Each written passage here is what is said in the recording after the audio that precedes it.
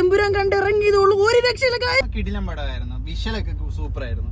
പിന്നെന്താ, പൃഥ്വിരാജാണ് എനിക്ക് ആ പടം കണ്ടതിൽ വെച്ച് എനിക്ക് ഏറ്റവും ഇഷ്ടപ്പെട്ടത് പൃഥ്വിരാജിനെയാണ്. വേറെ ആരെയും മോഹൻലാല് കുഴപ്പമില്ല. നൈസ് പടം, ഒന്നും പറയാനില്ല.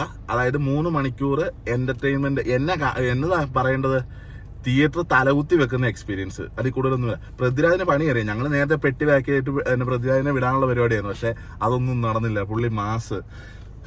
ലൂസിഫർ 3ക്ക് വേണ്ടി എന്ത് വന്നാലും വെയിറ്റ് ചെയ്യും, കാണുകയും ചെയ്യും. അടിപൊളി. പൃഥ്വിരാജും മാസ്, മോഹൻലാലും മാസ്, എല്ലാവരും മാസ്. പക്ഷെ അതിനകത്തൊരു ട്വിസ്റ്റ് ഉണ്ട്.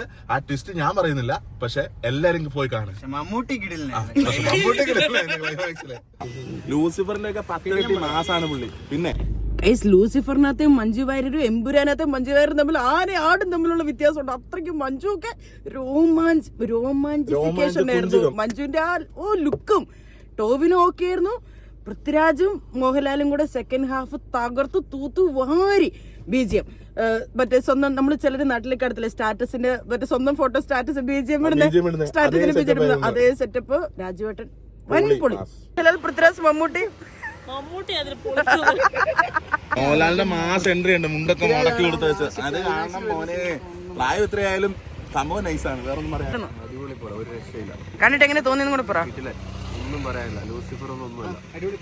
സത്യം, ലൂസിഫർ ഒന്നുമല്ല. ലൂസിഫറിന്റെ ഒക്കെ 10 മാസാണ് പുള്ളി. പിന്നെ പക്ഷെ നമുക്ക് ഏറ്റവും ഇഷ്ടപ്പെട്ടത് പൃഥ്വിരാജ്.